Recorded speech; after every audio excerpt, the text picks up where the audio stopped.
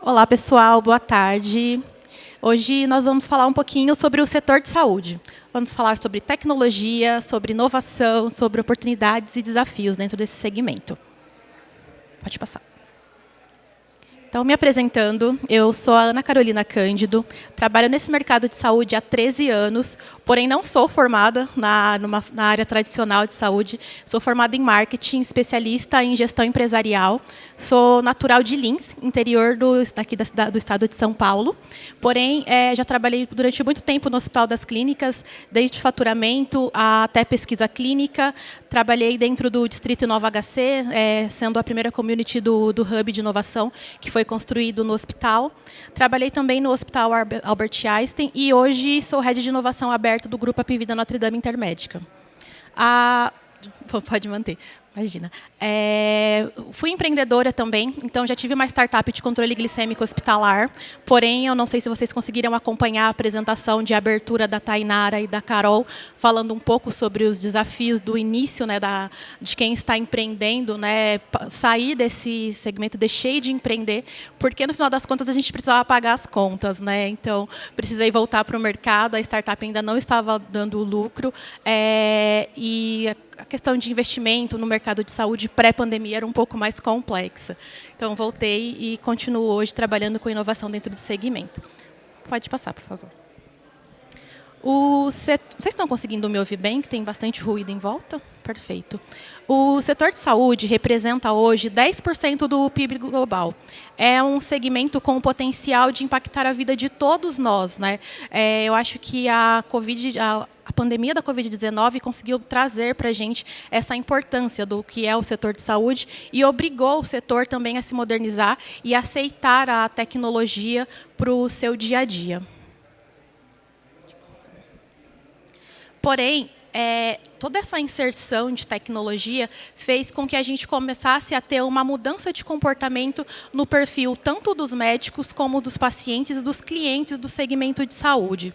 Hoje, é muito comum a gente ter influenciadores, ter profissionais de saúde levando muitos conteúdos sobre saúde, sobre cuidado nas redes sociais, conteúdos de qualidades, outros conteúdos com nem tanta qualidade, né? Mas hoje o acesso à informação sobre cuidados, sintomas, o acesso está muito maior para a população de uma forma geral.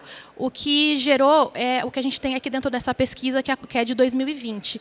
Antes, a gente tinha dentro a gente olhava para o médico como uma autoridade. Tanto é que a gente tem o hábito cultural, porque não existe nenhuma legislação que nos obrigue a chamar o médico de doutor, uma vez que ele não tem um doutorado, mas a gente tem no profissional médico essa visão de autoridade sobre conhecimento sobre o que é a saúde. Porém, hoje, as pessoas, elas cada vez mais, elas buscam informações antes de chegar no consultório, e a gente tem esse dado aqui, que hoje 51% da população se vê, sim, questionando aquilo que é trazido pelo médico durante as suas consultas. Isso é consequência de um novo perfil de paciente, e a partir disso, toda a medicina foi obrigada a se reinventar. Pensando nisso, hoje a gente trabalha dentro da área de saúde que a gente chama de 4Ps, porque a gente entende que para que a gente tenha uma saúde efetiva, a saúde ela não pode ser simplesmente como ela era no passado, que era uma saúde totalmente passiva, onde as pessoas procuravam os consultórios sempre muito focado na doença, onde sempre era uma coisa muito reativa àquilo que já estava acontecendo e sempre muito direcionada para os sintomas. A gente não tinha a pessoa do paciente, a pessoa como o centro desse cuidado. Era sempre uma coisa ali muito focada na doença, e com pouca orientação e pouca personalização. Para que a gente consiga ter uma saúde de qualidade, hoje a gente precisa que a saúde ela seja proativa, preditiva, preventiva e personalizada e orientada a dados, para que a gente consiga hoje levar para esse paciente essa noção de cuidado da sua saúde como um todo, tanto da sua alimentação, das perspectivas de atividades físicas, desse cuidado integral com o seu corpo, para que ele sim tenha uma saúde. Não pensar sempre na saúde como a ida a um hospital ou a contratação de um convênio de saúde, de uma operadora, de uma seguradora. Um outro fator super importante é o crescimento que a inteligência artificial tem trazido nos últimos anos para esse segmento. Então, o volume de informações e o volume de dados processados nunca foi tão grande. Hoje, a gente tem estudos que mostram que no Brasil a gente tem cerca de 800 health techs, que são startups focadas em levar tecnologias para o mercado de saúde. Todas essas tecnologias geram um volume de dados muito grande. Porém, quando a gente olha para o mercado tradicional, todo o trabalho que é realizado e todas essas análises da saúde das pessoas, elas ainda contemplam essa primeira camada que a gente tem aqui, trazendo esses 10% dessa análise, sempre muito focado nas informações de prontuário eletrônico, dos sistemas de laboratório, sistemas de farmácia, exames, prescrição de medicamentos. Então, a gente ainda foca muito nas informações que existem do paciente a partir do momento que esse paciente passou em uma consulta ou a partir do momento que essa pessoa passou por um hospital. Então, a partir do momento que ela já virou paciente. E a gente olha pouco para todos esses 90% que a gente tem aqui de informações sobre estilo de vida, aproveitando informações sobre sensores, aplicativos. A gente olha muito pouco ainda para a genética. Principalmente aqui no nosso país, a gente aproveita muito pouco as informações genéticas para conseguir trabalhar de uma forma preventiva a saúde das pessoas e os dados sociais e ambientais que impactam muito na vida da população e impactam muito na saúde também. Para que a gente consiga ter uma saúde do futuro, então a gente precisa sair um pouco dessa orientação tradicional que existe hoje, que é muito focada em protocolos pré-estabelecidos, que tem bases em literaturas muito antigas, para que a gente consiga trabalhar um pouco mais de personalização, né? A gente tem essa tomada de decisão muito fragmentada e manual ainda. Dentro do segmento de saúde, a questão da hierarquia ainda é algo muito forte. A pesquisa e desenvolvimento ainda é muito cara e, mesmo assim, apesar dela já ser bastante consolidada, a gente ainda encontra muitas empresas e muitos pesquisadores com medo de assumir esse risco referente à pesquisa. Então, a gente precisa também ter ensaios clínicos mais direcionados com precisão e ensaios clínicos também que aproveitem as informações disponíveis naqueles 90% que a gente falou anteriormente, focando em dados não só de internação e consulta. A entrega também da terapia, hoje ainda acontece de uma forma muito complexa e muito guiada para atendimento presencial. Porém, a gente precisa de processos mais simplificados que consigam disseminar um pouco mais esse acesso. Da mesma forma, o monitoramento. O monitoramento hoje é muito focado nos sintomas, muito olhando para a doença e aquilo que as pessoas já possuem, aquilo que a partir do momento que elas já adoeceram, e a gente precisa focar um pouco mais na saúde da pessoa, no indivíduo, de uma forma integral, inclusive fora do hospital. E aí eu trago uma provocação para vocês, né? Até que ponto o modelo tradicional que existe hoje atende a todas as pessoas? Então, a gente tem um modelo padrão que foi sendo construído ao longo de toda a história e ele é o modelo que é aplicado para a medicina em todo o mundo. Então, hoje, quando a gente fala em saúde, toda nova tecnologia, todo novo procedimento médico que é inserido, ele precisa seguir alguns protocolos, publicar em revistas específicas, então não adianta publicar em revistas que não sejam aquelas de renome. Porém, será que isso funciona? Será que esse modelo contempla a saúde de todas as pessoas? Se a gente fizer um recorte racial aqui, principalmente, a gente vai entender que toda essa linha, todo esse conhecimento foi construído em cima de uma lógica que era focada totalmente eurocêntrica, que foi toda essa base do conhecimento que a gente entende hoje, que foi construída lá atrás e que a gente usa até hoje como referencial para os nossos trabalhos dentro da academia e dentro das universidades.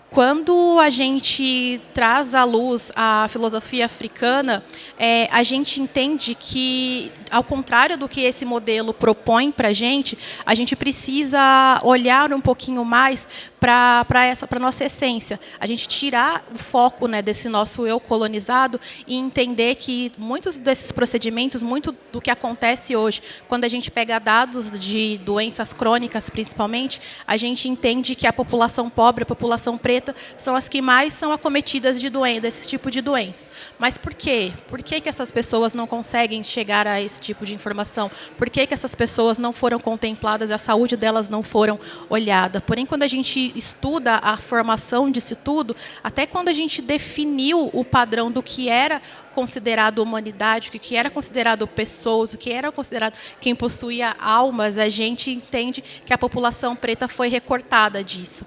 E por mais que esse discurso não seja tão presente hoje dentro das academias, a gente continua utilizando os mesmos pesquisadores, a mesma base científica, a mesma base de conhecimento que tinha esse tipo de informação como premissa.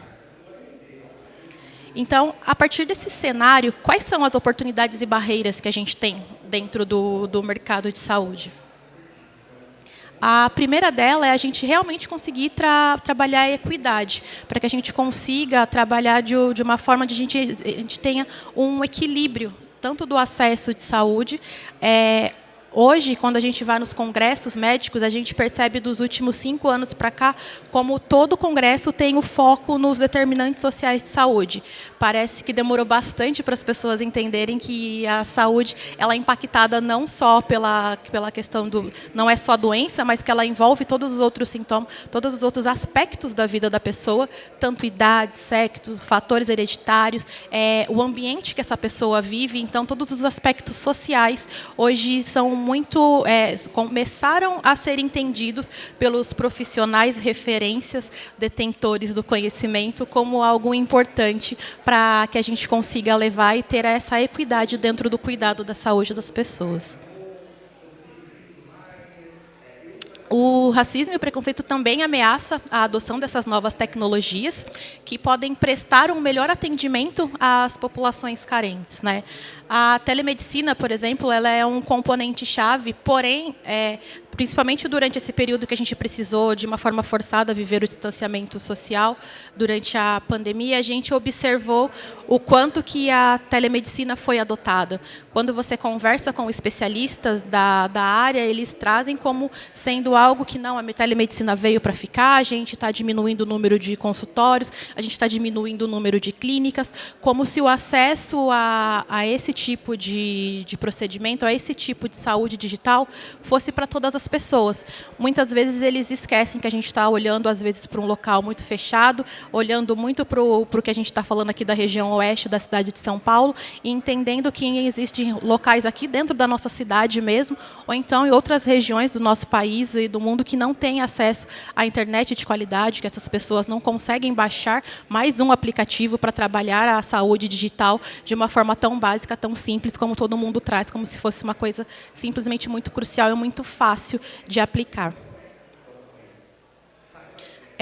E toda essa desigualdade dentro do setor de saúde, ela tem um custo. Essa pesquisa foi realizada pela Deloitte, e nos Estados Unidos o setor de saúde já está sendo pressionado com relação a essa redução de custos, e quando a gente analisa o nosso mercado mesmo, eu não sei o quanto vocês acompanham o mercado de saúde, mas se vocês colocarem no Google a situação atual das operadoras, do mercado de saúde brasileiro, a gente está numa crise financeira muito grande, porque o mercado não se sustenta.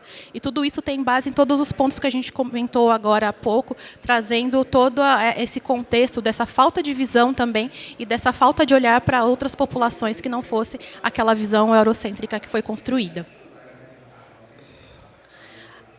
E com isso a gente acaba tendo uma saúde cada vez mais digital.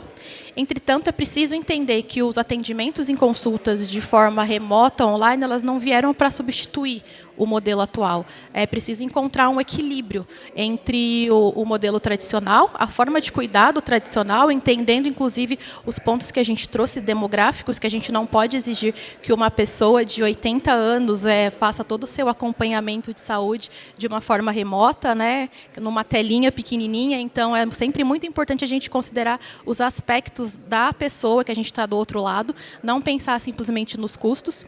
E o desafio que o mercado tem hoje é exatamente conseguir equilibrar esses dois modelos de atendimento, né?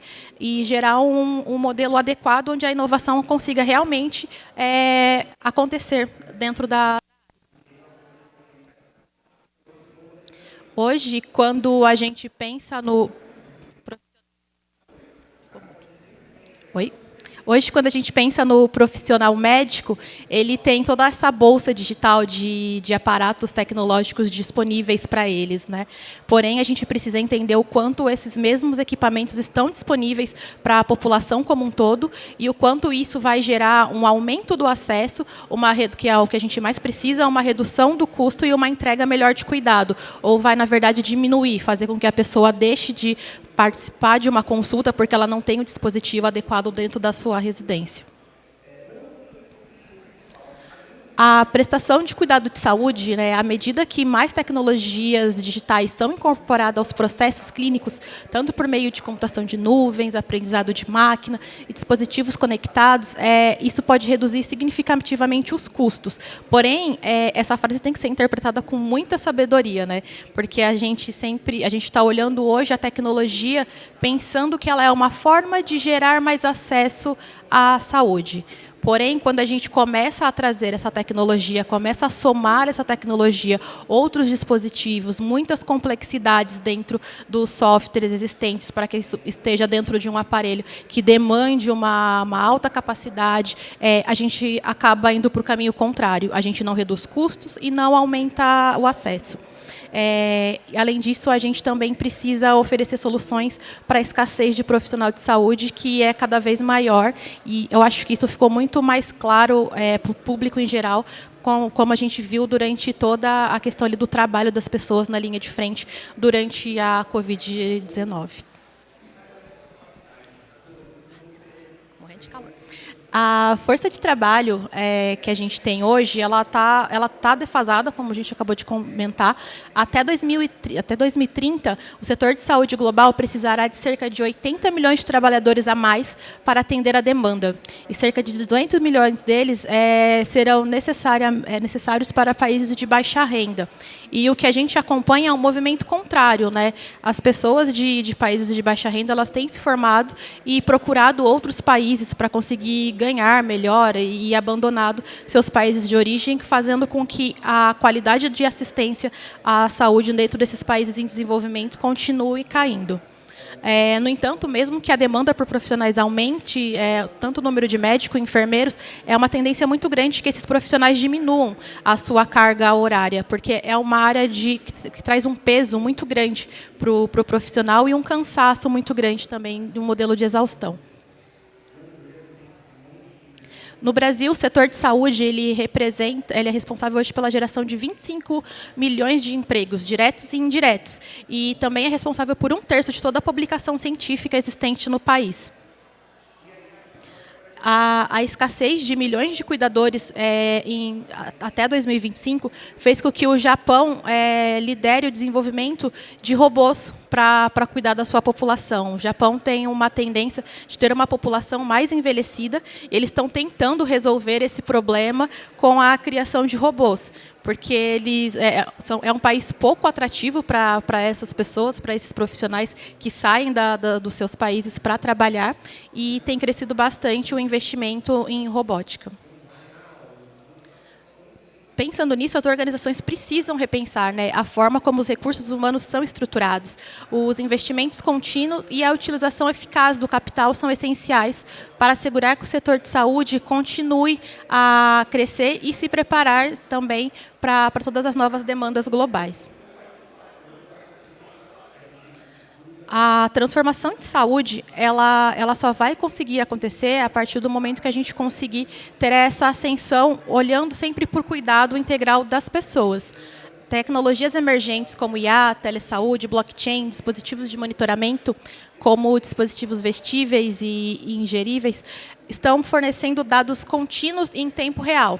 E isso tem feito também que a gente precise ter um cuidado muito maior com a segurança e a proteção de dados dentro da área de saúde. Os hospitais têm sofrido muitos ataques, inclusive esses sequestros de informações. E as informações, se vocês acompanharem também, inclusive na mídia, tem crescido muito o número de sequestro de informações de dados de pacientes. Transformação digital é redefinir o futuro do cuidado de saúde e da prestação de serviços para reduzir custos e lidar de uma forma mais eficaz com as mudanças dos padrões da demanda e abordar de uma forma e abordando uma forma de trabalho clínica em redução e se preparar para a próxima crise global de saúde.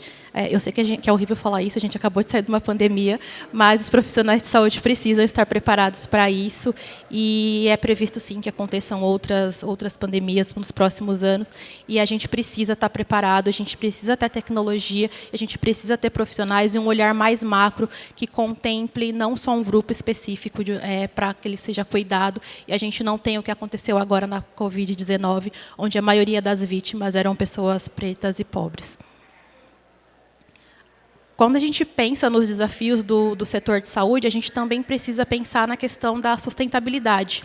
Hoje, o setor de saúde ele é responsável por grande parte também das emissões de gases do efeito estufa, sendo que, se a gente considerasse ele um país, ele seria o quinto país com maior incidência na produção desses gases. E a gente está falando só de uma camada, de um único setor da economia. E isso é muito sério. Então, a gente precisa pensar nesse modelo de sustentabilidade, que a gente não tem como não olhar para a saúde, a gente não tem como extinguir esse segmento, mas ele precisa trabalhar de uma forma mais sustentável.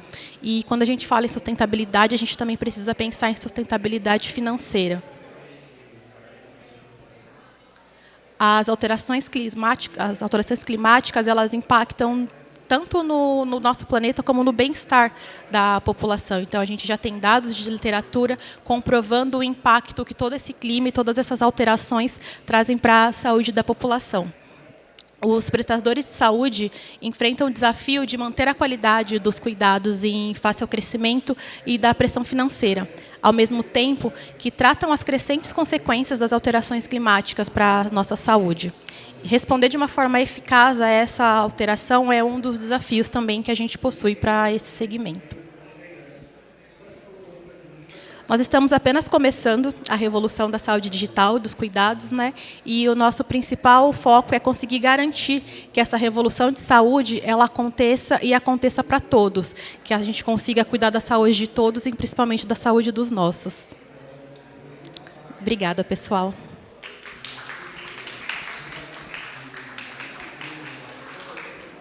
Obrigada. Eu reservei um tempinho para a gente conversar um pouquinho. Se vocês tiverem alguma dúvida, alguma pergunta, fiquem à vontade.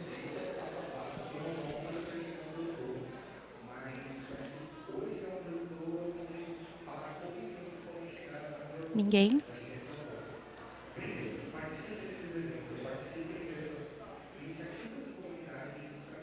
Você pode vir aqui para sair o microfone?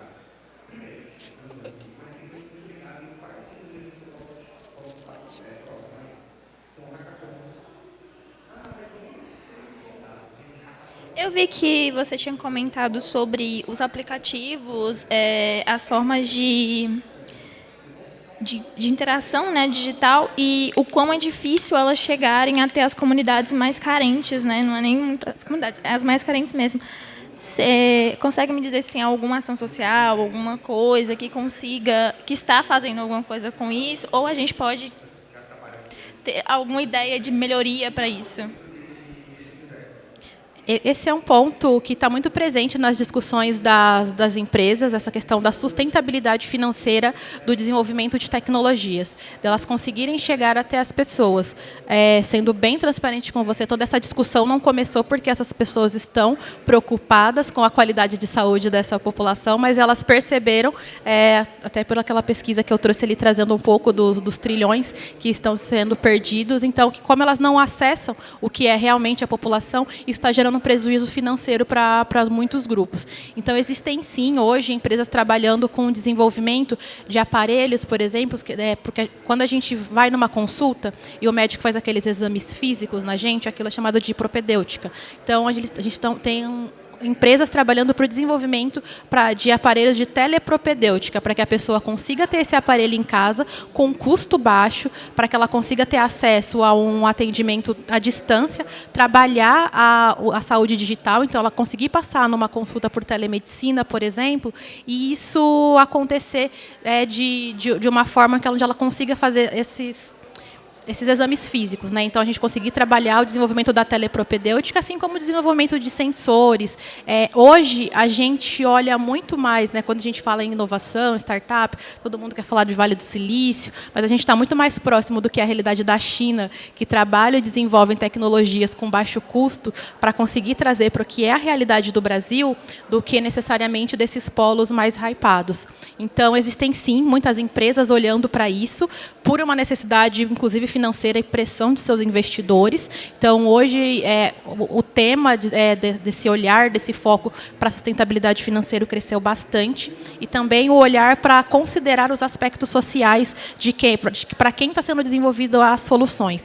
Se você pegar a parte das 800 startups que a gente tem hoje desenvolvidas para o segmento de saúde, a maior parte delas fazem a mesma coisa.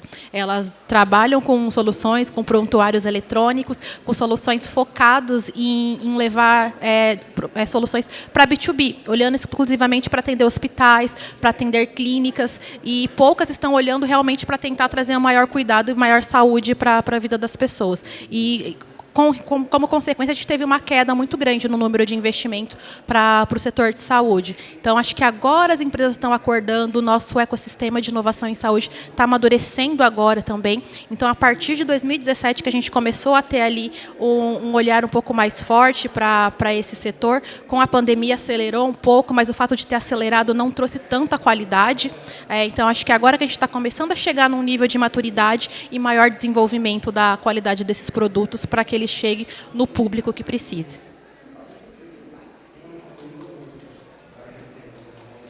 Obrigada, pessoal. Mais alguma pergunta? Então, agradeço a presença de todos.